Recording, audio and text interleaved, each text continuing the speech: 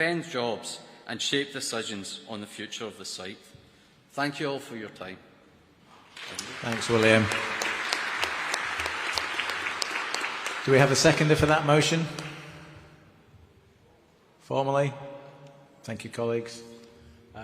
No other speakers, so that was motion 39, Royal Observatory, Edinburgh and the UK ATC. General Council is recommending support. I'm now going to go to the vote. All those in favour? Any against? Any abstentions? Motion 39, Royal Observatory, Edinburgh and UK ATC is carried. Thank you very much. Are we going to just bear with us a minute? Okay, in the absence of our speaker, I'm going to call Composite A, Public Services, covering amended motions 2 and 35 and motions 33 and 38. And sorry, Ruby, I didn't give you any advance notice of this. I call Ruby Alden-Gibson from the General Council to move the composite motion. Sorry, comrade.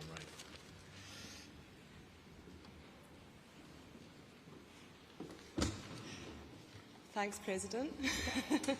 Congress, Ruby Gibson, moving Composite A on public services on behalf of the General Council. Congress, as we debate these motions, people are dying waiting for hospital appointments, patients are left in corridors for 12 hours, and nurses are working those same 12 hours without a break. Our carers, who support the most vulnerable people in society and give them dignity and respect, are being paid an absolute pittance for work that would break most people. Scotland's teachers are reporting that they simply don't have enough time to do their jobs properly, and amongst this are increasingly being attacked by children who are being let down by the lack of additional support they need. Scotland's colleges and universities are continually being cut, and staff are being handed redundancy notices while politicians talk about world-class education. For Scotland's fire service, they have lost over 1,200 jobs since 2013. Today, across Scotland, up to 200 fire engines are unavailable every day because of crew shortages. Response times have gone up by 90 seconds on average, but in many cases much longer than this. That extra 90 seconds can be the difference between life and death. Congress, we applaud the Scottish Fire Service and the FBU for their heroic efforts to save the building on Union Street in Glasgow last month.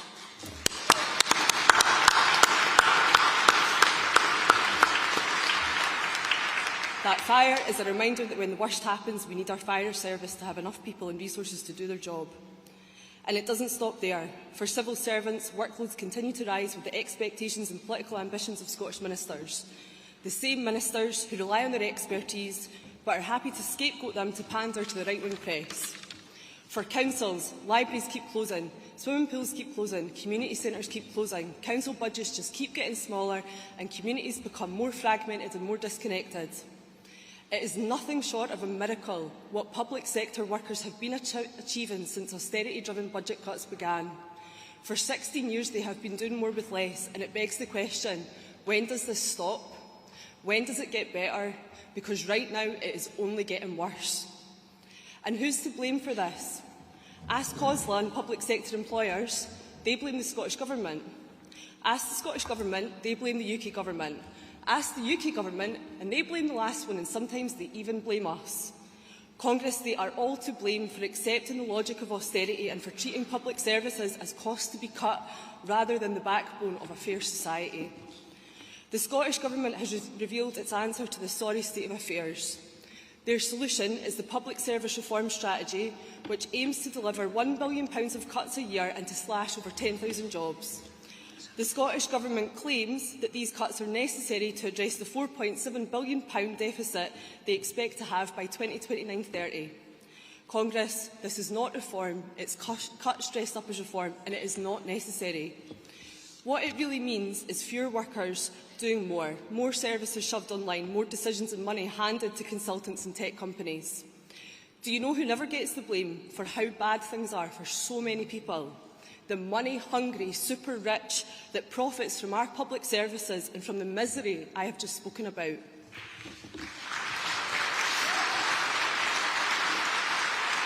Research shows that £16 billion of our tax money is going to private companies in Scotland, and outrageously, up to £3 billion of that money, again, our tax money, is what they take in profits.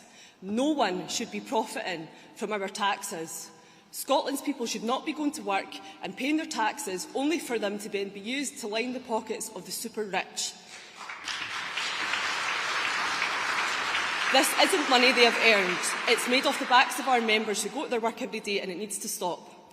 Congress, Scotland's public services don't need reformed, they need to recover. They need investment that's not just enough to patch up the latest crisis, but enough to plan, to train, to build teams and to keep skilled workers in jobs. We should never let any government tell us that this isn't possible, because it is. The solution to the investment needed for recovery of our public services lies in stopping the outrageous situation of our taxes being given to private companies and the super rich. The investment we need is there. It's in the contracts handed out to outsourcing giants. It's also in the wealth of those who have done very well out of the last decade while our services have been crumbling. It's in the land and property that has been allowed to sit as an asset on a balance sheet instead of serving our communities. The super rich and big corporations have been told for years that there is one rule for them and another for everyone else. That needs to stop. That means serious action on tax avoidance and evasion, bringing in progressive wealth and land taxes, and finally binning the unfair and outdated council tax system.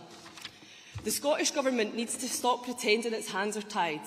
It needs to actually start using the powers that they are elected to use. Congress, we can have more teachers, more nurses, more firefighters. We can have the public services that people deserve. We've spent years demanding this, and it's time that the Scottish Government takes action. Congress, I move.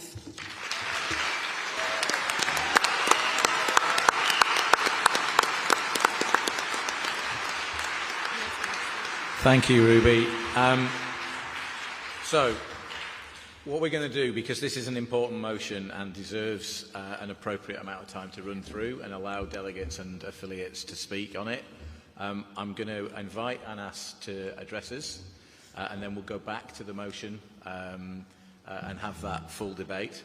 So we'll now move to an address by Anas Sarwar to Congress. This will be followed by 3 questions from the General Council.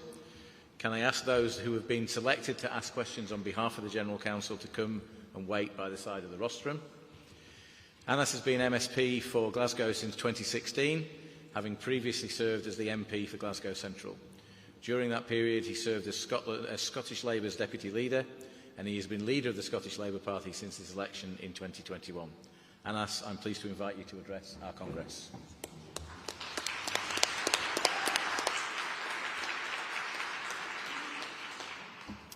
Friends, thank you so much for that very warm welcome to Congress. We have, of course, just over 2 weeks of campaigning left until the election on May the 7th. And although I've been travelling across the country, I was determined, as I always do, to make sure that I took up the invitation to come and speak with you all today. Because, friends, everyone in this room, of course, knows all too well the historic links between the trade union movement and the Labour Party. But let me say unequivocally that the Labour Party has been and always will be the political wing of the trade union movement. We are there to stand up and represent your voices and make sure we deliver for working people.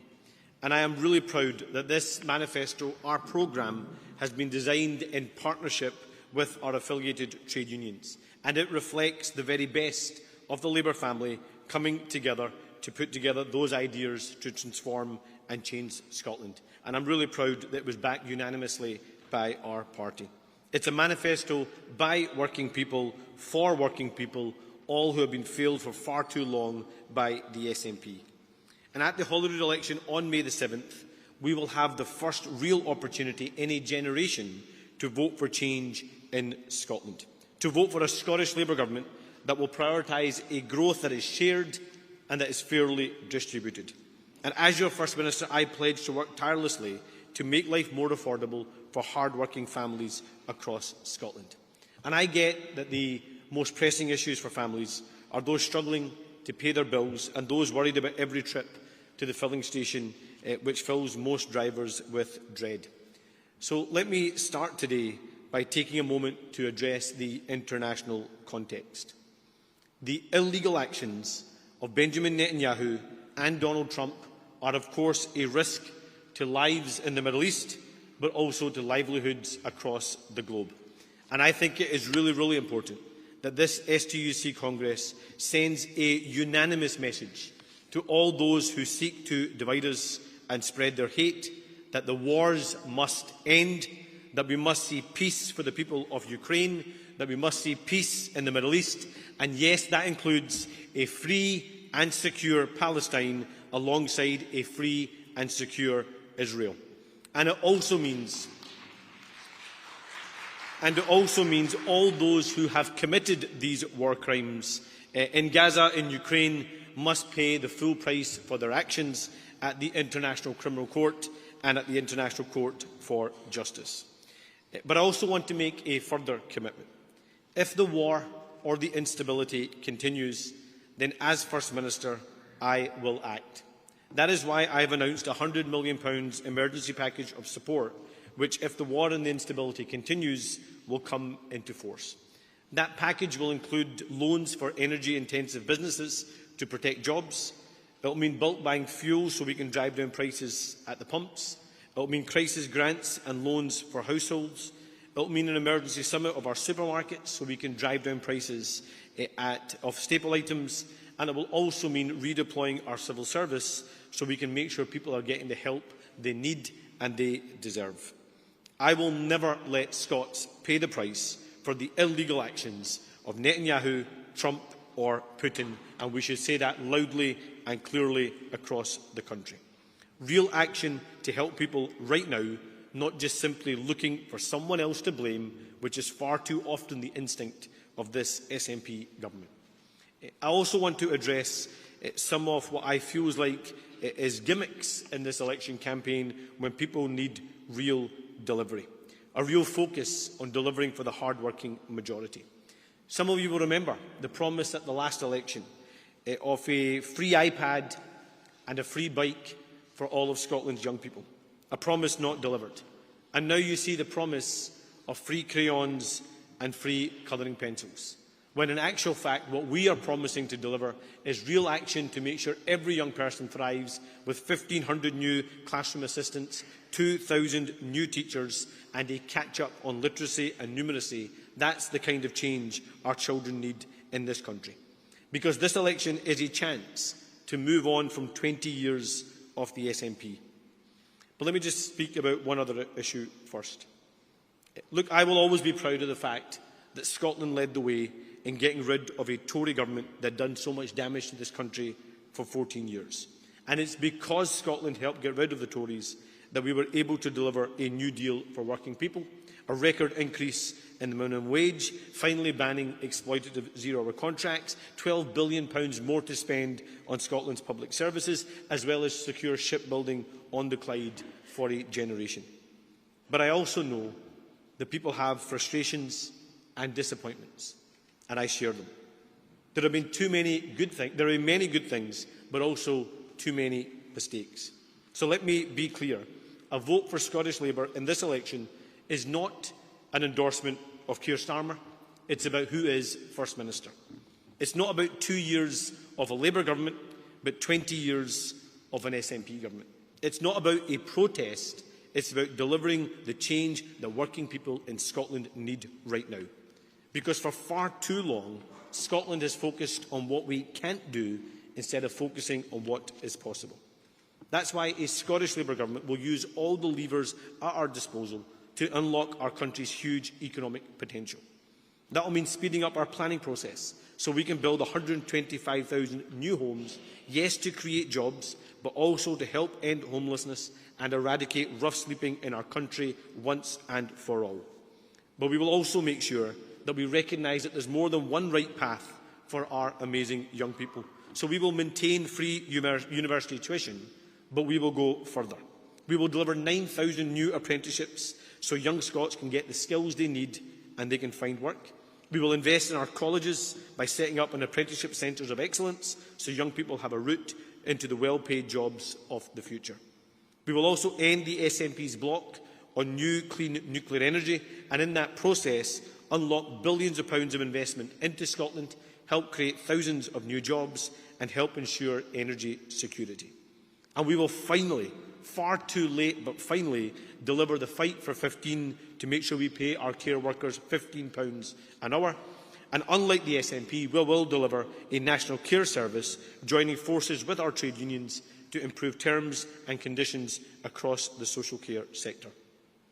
And crucially, we will revise Scottish Government procurement rules to build and buy here in Scotland. So as First Minister, I will scrap the SNP's irrational policy of sending public contracts abroad. Because right now we have buses built in China, ferries built in Turkey, and wind turbines shipped halfway across the world from Indonesia. I want those Scottish contracts to be in Scotland so we can end that national embarrassment that is all too often the hallmark of this SNP government. So this election is about whether you want an SNP government that after 20 years has lost its way, or a Scottish Labour government that has a coherent industrial strategy to create jobs and prosperity, to grow our economy and to make life more affordable.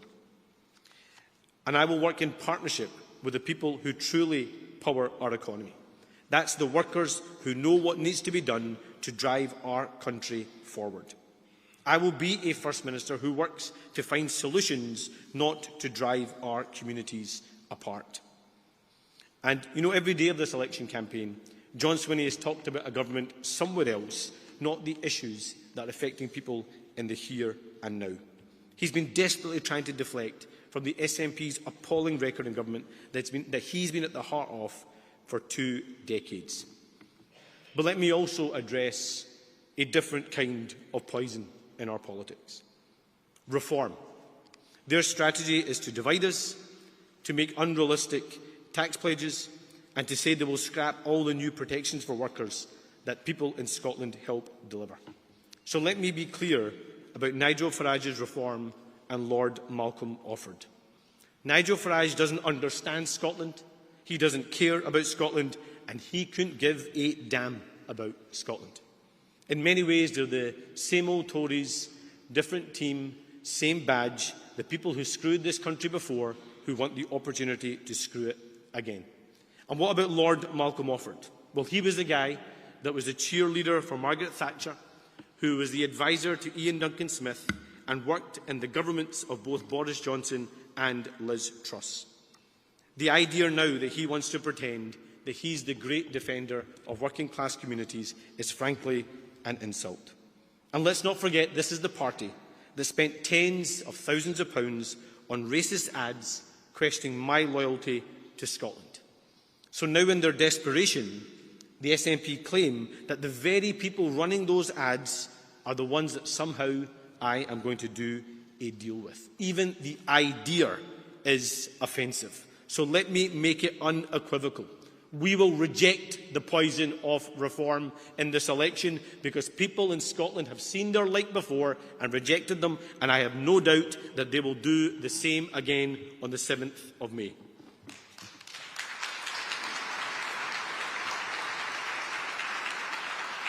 The only people I'm interested in making a deal with is the great people of this country, Scotland. So friends, if we are to defeat the poison of reform, then you all know this from your own workforces, from within your own trade unions, that we do have to confront the issues that reform use to divide us. And I honestly believe that having a change that brings our country together is what's crucially important. Because I honestly do believe that Scotland's best days lie ahead of us. And I'm committed to build a better future, not by dividing our communities, but by bringing our communities together in common purpose to deliver for our country.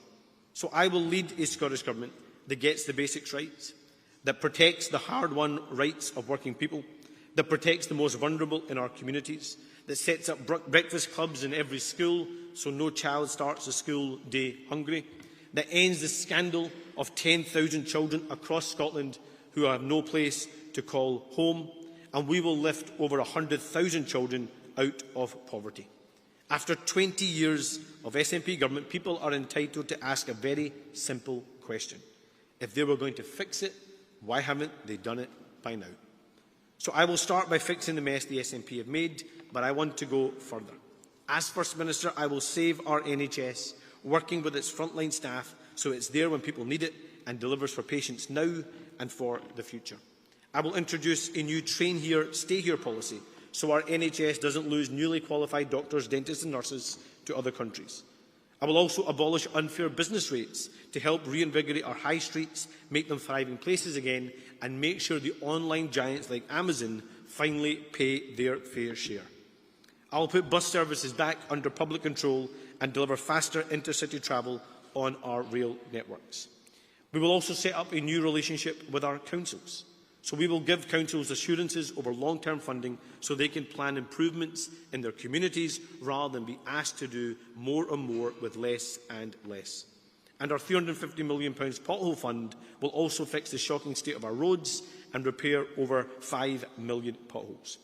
Because Scotland is a country of talent, compassion, innovation and ambition. We have everything except a government prepared to match the potential of our people.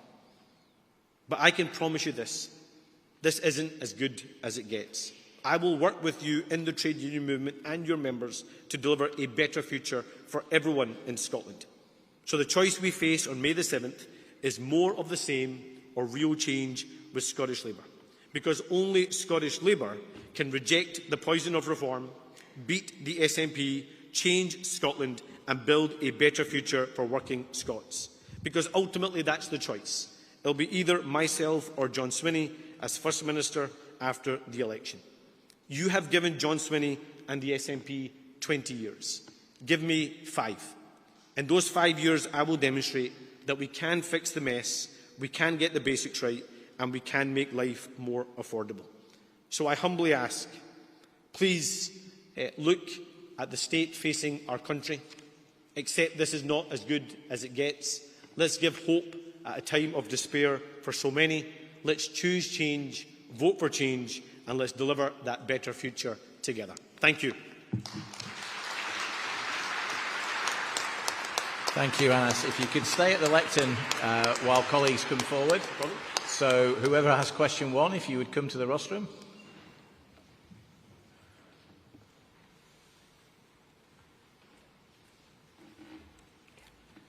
Mark Ferguson, Unison Scotland, on behalf of the General Council. Labour's manifesto and its promises improvements in public services, including health, social care, education and housing. However, also commit to no new income tax rises, revenue-neutral changes in business rates and an ambition to reduce tax rates over the lifetime of this Parliament. With public opinion firmly behind tax rises for the wealthy, with 5 families in Scotland controlling more than 25% of the wealth, why are you prioritising tax cuts over investment in our public services, and how will you raise the money you have committed to spend? Thank you. Mark, thank you. Mark, thank you for that question. We have very deliberately in our manifesto only chosen to make promises that we know are within the legislative competence of the Scottish Parliament, because I want to be upfront and real about what we can deliver here in Scotland and the different outcomes we can have. That's why our manifesto does include a more fair tax system, for example, fairly taxing Amazon, an online giant that is eating up our town centres and our high streets. It's why it does include commitments to close tax loopholes that exist currently for Airbnbs and short-term lets, so people who are currently avoiding paying business rates or council tax, leaving our public services short-changed. We're also looking at introducing a surcharge for those who don't live in the UK but look to buy property here in the UK, and in Scotland making it unavailable for many of the communities who live in Scotland. Our island communities in particular feel that challenge. And unashamedly, we will back, when there is windfalls, a windfall tax on the oil and gas giants, because right now I think it's unfair that we have a situation where other political parties think that if you earn £33,500, you somehow have the broadest shoulders in this country, so therefore should pay more tax. But somehow, if you're the oil and gas giants who are making record profits because of the illegal actions of Donald Trump and Benjamin Netanyahu, that somehow they should pay less in tax. So we will always take a balanced approach. And let me just finally say on those public services, we have detailed commitments on how we ramp up spending, for example, in our National Health Service, particularly to do the catch-up on our waiting lists, how we properly fund social care and have the step-down beds so we can help eradicate delayed discharge, how we recruit the 1,500 additional support need teachers and 2,000 specialist teachers with the £630 million of consequentials that are coming from the SEND proposals elsewhere. So every manifesto commitment in this is fully costed and can be delivered. The point we make about the growth target in this is if we're able to meet that growth target, we will use the fruits of that growth to go even beyond what is committed in this manifesto and making sure we have a tax system that works for working people. But thank you so much for the question. Thank you. Next question, please. Hi there, Paul Watson from Ulster on behalf of the General Council. And as some voters have lost faith in politicians and political institutions, especially at a local level, where divisions in communities are increasing and gaps in services are quite clearly very visible. You've promised a Local Democracy Act, potentially delivering regional mayors. The question is, will another layer of government bureaucracy not just take up vital resources? And why do you think this will make any difference to working class families who are suffering at the cost of living crisis? Thank you. Thank you, Paul. Well, I think the important point to make here is about outcomes rather than model. And the example I often use is if you look at what's happening in the Greater Manchester Authority. Now, that system largely works because it's really driven by Andy Burnham and the Mayor's team and working in partnership with the local authorities. And, you know, if the outcomes are the same but a different model, fine. I just want different outcomes. Because the different outcomes meant that even though we had a Tory government, the metro region of Manchester was still able to attract investment. It was still able to get homelessness down. It was still able to build more homes. It was still able to get its bus services into public control, and it was still able to buy its buses from the UK rather than get contracts going elsewhere. And that's the kind of approach I think we need in Scotland. One is a fair funding settlement for local government. That's why the Local Democracy Act will make sure it's a legal obligation on a Scottish Government that if its budget goes up, of course excluding consequentials that are meant to be for the health service, there should be a similar increase for local government because so many of the priorities are delivered by our council colleagues. But secondly, it's a recognition that the one-size-fits-all system for Scotland is not fit for purpose. What the economic model is for Glasgow and the West will be different for Edinburgh and the Lothians, will be different for the Highlands and the Islands, and it will be different for the south of Scotland. And just think of the potential of regional partnership if we can get transport, regional economic development, our colleges and universities, as well as our enterprise agencies, all working together to maximise the outcomes for working people in our regions. So it's the outcomes that I'm interested in rather than the model. And what the Local Democracy Act does is give the power to regions to find a model that works for them to get those outcomes.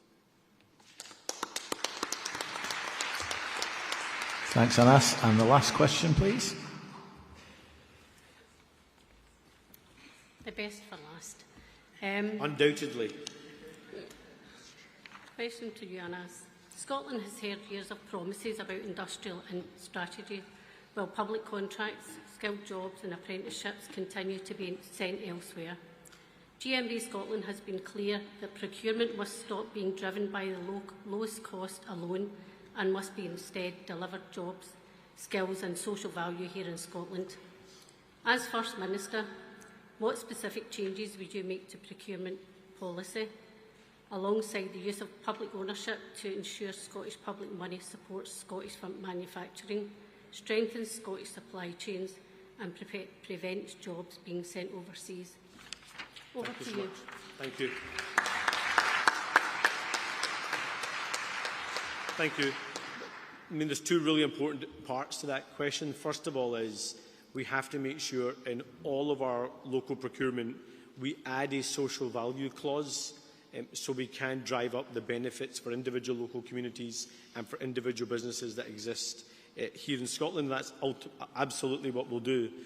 And I just don't think it's acceptable to say that it's fair enough for us to send, for example, bus contracts to China when we have a bus manufacturer here that then goes on a week later to shed jobs. I just don't think that is fair and it's not right. Secondly, if you look at our shipbuilding industry, whilst it's not directly a procurement issue, it is a skills issue, is because of a failure to invest in shipbuilding skills and defence skills.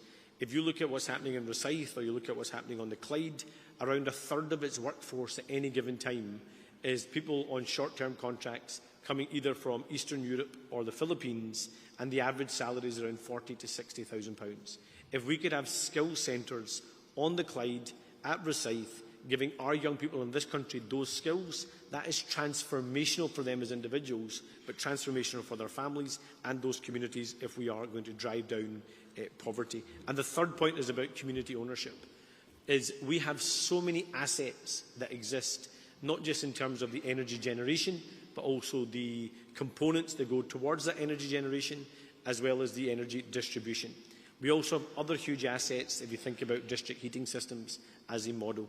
Why can't we have a redefinition of what it means for community ownership and community benefit? Because right now, if I'm honest, I don't think an energy company handing out some contracts to some grants to third sector organisations meets the threshold of genuine community benefit and community ownership. We've already had a question about local government. If our regions and our local authorities had shares in local assets that generate a receipt, they could then use them, for example, to fund social care packages in this country. So I want us to redefine what community benefit and community ownership in this country is. So yes, we generate wealth in this country, but we make sure that wealth is used for the benefit of people in this country and then generates opportunities for all of Scotland's amazing young people and communities. Thank you all so much for the questions. Thank you.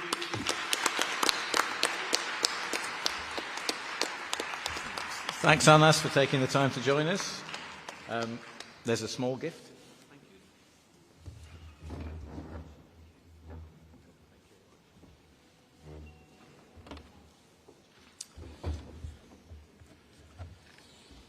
Colleagues, thanks, Alice. Colleagues, can I call those speakers who hadn't spoken in Composite A back to the front? Whilst those colleagues are taking their places, I'm able to report the outcome of the card vote on motion 1, constitutional